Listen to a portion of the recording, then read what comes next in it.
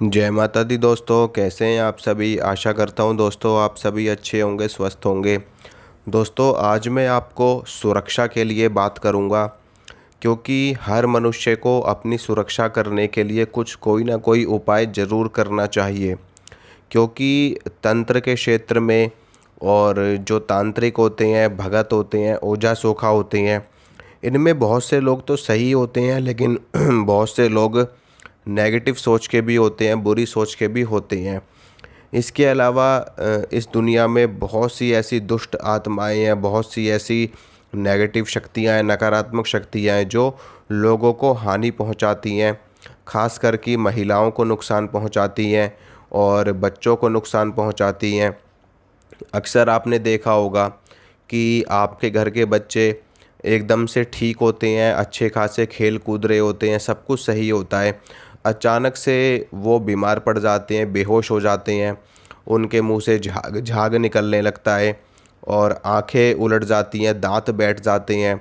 इसके अलावा बच्चा एकदम सही सलामत है, हंसता खेलता हुआ है, उसको किसी की बुरी नज़र लग जाती है, किसी की हाय लग जाती है। तो ऐसे में बच्चे बीमार हो जाते हैं, महिलाएं बीमार हो जाती हैं, महिलाओं के ऊपर बुरी आत्माओं का आक्रमण हो जाता है, बुरी आत्माओं का प्रवेश उनके शरीर में हो जाता है। खास कर कि उन महिलाओं के साथ में ऐसा ज़्यादा होता है जो जिनका मतलब कि देर रात आना जाना होता है।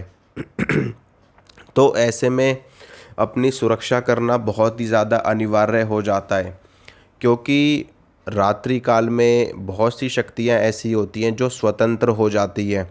ख़ास तौर पे मैं आपको बताता हूँ कि अगर आपने अपने शरीर पे सेंट लगा रखा है, इत्र लगा रखा है, और ऐसे में आप घर के बाहर जा रहे हो, तो आप चौक चौराहों से जाते हो, शमशान के आसपास से अगर आप गुज़र रहे हो, या फिर कहीं पर आप ऐसी सुनसान जगह से जा रहे हो, या फिर कहीं पर कोई पीपल का वृक्ष है, उसमें वहाँ पर भूत प्रेतों का वास है उस स्थान पर, या कोई ऐसी सड़क, कोई ऐसी रोड जहाँ पर दुर्घटना हुई हो, लगातार आए दिन वहाँ पर दुर्घटना होती रहती हो, तो ऐसे जो स्थान होते हैं ना दोस्तों, वो भूतिया स्थान हो जाते हैं और वहाँ पर भूत प्रेतों का वास हो जाता है, दुष्ट आत्माओं का वास हो जाता है, नेगेटिव शक्तियों का वास हो जाता है। तो ऐसे में अगर आप अपनी सुरक्षा नहीं करते हैं तो आपको बहुत ज़्यादा नुकसान हो सकता है, यहाँ तक कि आपकी जान भी जा सकती है, आपकी ज़िंदगी बर्बाद हो सकती है, आपके घर का आपके घर का धन बर्बाद हो सकता है, आप बीमार पड़ सकते हैं, आपके साथ में बहुत सारी चीज़ें ऐसी घटनाएं घटित हो सकती हैं जिससे आपका परिवार बिखर सकता है। तो सुरक्षा को लेकर के हमेशा चिंता बनी रहती है दिमाग में हर किसी व्यक्ति के।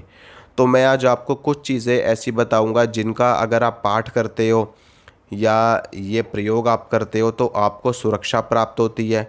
भूत प्रेत ऊपरी शक्ति अला बला से आपका बचाव होता है, दुष्ट आत्माओं से आपका बचाव होता है। तो इन सभी चीज़ों में पहली चीज़ तो मैं बताऊंगा, और जिसको मैंने खुद भी आजमाया है, खुद भी किया है, ये चीज़ है दुर्गा सप्तशती का अथ दिव्या कवचम। दुर्गा सप्तशती पुस्तक आप सभी के घर में होगी, नवरात्र के समय में लोग इसका पाठ करते हैं। तो इसमें जब आप इसको खोलोगे तो जो दुर्गा सप्तशती के जो 6 अंग बताए गए हैं उसमें सबसे पहला अंग जो आता है वो आता है कवच का, कवच अर्गला कीलक। तो कवच का पाठ अगर आप प्रतिदिन करते हैं, इसका पाठ आप स्वतंत्र रूप से कर सकते हैं, ऐसा कुछ भी नहीं है कि ये दुर्गा सप्तशती का अंग है तो उसके साथ ही पढ़ा जाएगा। कवच का पाठ आप स्वतंत्र रूप से भी कर सकते हैं, और अगर आप नियमित रूप से इस कवच का पाठ एक बार करते हैं पूरे दिन भर में, तो इससे आपको सुरक्षा प्राप्त होती है और कोई भी दुष्ट आत्मा, कोई भी बुरी शक्ति आपका नुकसान नहीं पहुंचा सकती। क्योंकि इस कवच में माँ भगवती आदि शक्ति की दिव्य शक्तियाँ, उनकी योगिनियाँ और उनके जो स्वरूप हैं वो आपकी सुरक्षा करते हैं और आपको सुरक्षित रखते हैं। कोई भी बुरी आत्मा आपको नहीं परेशान कर सकती। दूसरी चीज़ जो है वो है नारायण कवच। अगर आप भगवान विष्णु के उपासक हैं, भगवान श्री हरि को मानते हैं, राम जी को मानते हैं, तो आप नारायण कवच का पाठ भी कर सकते हैं। नारायण कवच भी जिस प्रकार से देवी कवच सुरक्षा करता है हमारी, जिसमें देवियां सुरक्षा करती हैं, तो नारायण कवच में भगवान विष्णु के, भगवान श्री हरि के स्वरूप हमारी सुरक्षा करते हैं। इसके अलावा आप राम रक्षा स्तोत्र का भी पाठ कर सकते हैं, क्योंकि देखिए मैं आपको ये अलग अलग चीज़ें क्यों बता रहा हूँ, इसके पीछे एक रहस्य है। हर इंसान के इष्ट देवता अलग अलग होते हैं। अब आप लोग मेरी वीडियो देख रहे हो सकता है आप में से कई लोगों के इष्ट देवता भगवान विष्णु हों, कई लोगों के इष्ट देवता भगवान शिव हों, कई लोगों के इष्ट देवता माँ दुर्गा, माँ आदिशक्ति हों, कई लोग माता काली को मानते हों, कई लोग भगवान हनुमान को मानते हों, कई लोग शिव जी को मानते हो। तो अलग अलग देवी देवताओं को मानने वाले लोग आप में से हो सकते हैं। तो आप जिसको मानते हो, अगर आप भगवान विष्णु को मानते हो तो आपको नारायण कवच का पाठ करना है। अगर आप राम जी को मानते हो तो आपको राम रक्षा स्तोत्र का पाठ प्रतिदिन करना है। अगर आप माँ दुर्गा को मानते हो तो आपको माँ दुर्गा को, या माता काली को मानते हो तो आपको प्रतिदिन अथ देव्या कवचम का पाठ करना है। अगर आप शिव जी को मानते हो तो आपको शिव अमोघ कवच का पाठ प्रतिदिन आपको करना है, शिव कवच का पाठ। तो आपके जो भी इष्ट हैं, अपने इष्ट को देखते हुए आपको उस स्तोत्र का पाठ करना है। इससे होगा क्या, देखिए हमारे चारों ओर जब हम कवच का पाठ करते हैं तो हमारे चारों ओर एक सुरक्षा चक्र का निर्माण होता है, हमारे इष्ट की ऊर्जा से, हमारे इष्ट की शक्ति से। और वो सुरक्षा कवच 24 घंटे हमारी सुरक्षा करता है। कोई भी बुरी शक्ति, किसी की नज़र, किसी की हाय, किसी का टोना टोटका किया कराया तंत्र, ऊपरी नज़र दोष, कोई भी चीज़ हो, कोई भी नेगेटिविटी हो, आपको नहीं छू सकती, ना ही आपको परेशान कर सकती है। इसके अलावा मैं आपको बता दूं, जब आपका कवच, जब आपका स्तोत्र सिद्ध हो जाता है ना, तो ये इतना विराट रूप ले लेता है, तो आप अपने कवच से अन्य व्यक्तियों पर प्रहार भी कर सकते हो।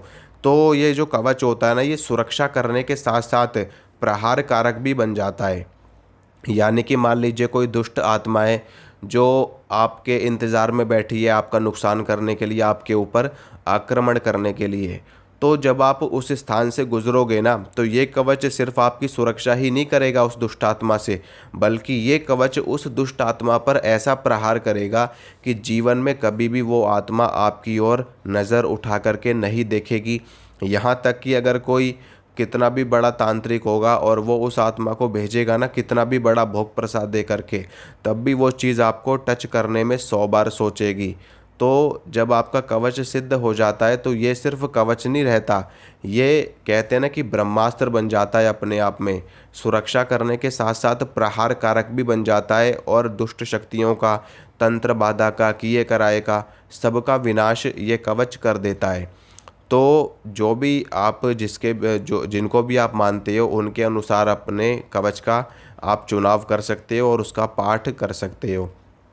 इसके अलावा मैं आपको बता दूं कि अगर मान लीजिए आपके घर में छोटे बच्चे हैं और उनकी अगर आप सुरक्षा करना चाहते हैं, तो उसके लिए मैं आपको एक उपाय बता देता हूं, ये आप कर सकते हैं। जो लोग नहीं पढ़ सकते वो लोग इस उपाय को करके अपनी सुरक्षा कर सकते हैं, लेकिन जो लोग पाठ कर सकते हैं वो लोग पाठ कीजिए। और ये उपाय बेसिकली जो बच्चे हैं या जिनको ये सब चीज़ों में इंटरेस्ट नहीं है, जो नहीं पढ़ना चाहते, वो लोग इस काम को करेंगे। आपको क्या करना होगा कि देखिए, एक तो मैंने इससे पहले कुछ चीज़ें बता रखी है, जैसे कि त्रिशूल। मैंने त्रिशूल को सिद्ध करने का प्रयोग आपको बता रखा है, उस त्रिशूल को आप सिद्ध करके भी प्रयोग में ला सकते हैं। इसके अलावा, त्रिशूल के अलावा आपको क्या करना है कि जो गूगल होती है ना, गूगल आपको ले लेनी है थोड़ी सी, गूगल और थोड़ी सी पीली सरसों, ये दो चीज़ें आपको ले लेनी है। और इसको आपको अपने पूजा घर में, अपने घर के मंदिर में आपको रख देना है 41 दिनों के लिए। 41 दिनों के लिए आपको रख देना है, और सुबह शाम आपको उसके सामने जोत बत्ती करनी है, धूप दीप आपको दिखाना है। जब 41 दिन पूरे हो जाएंगे तो काले कपड़े में ये गूगल और ये पीली सरसों आपको बांध करके अपने भगवान का, अपने इष्ट देवता का नाम लेते हुए, जो भी आपके इष्ट देवता हैं जिनको भी आप मानते हो, उनका नाम लेते हुए आपको काले धागे में अपने गले में आपको इसको पहन लेना है। जब आप इसको पहन लोगे तो इससे भी जो नेगेटिव शक्तियाँ हैं, आत्माएं हैं, बुरी आत्माएं हैं, वो सभी दूर रहती हैं, वो सभी आपको नहीं टच करेंगी, नहीं परेशान करेंगी। तो ये भी आप कर सकते हैं। बाकी अगर आप पाठ कर सकते हैं तो पाठ करिए, वो और भी ज़्यादा श्रेष्ठ रहेगा। तो इसी के साथ मैं इजाज़त चाहता हूँ। अगर आपको ये वीडियो अच्छा लगा है तो वीडियो को लाइक ज़रूर करना, शेयर ज़रूर करना और चैनल को ज़रूर सब्सक्राइब करना। मिलूँगा आप सभी से अगली वीडियो में। जय माता रानी की।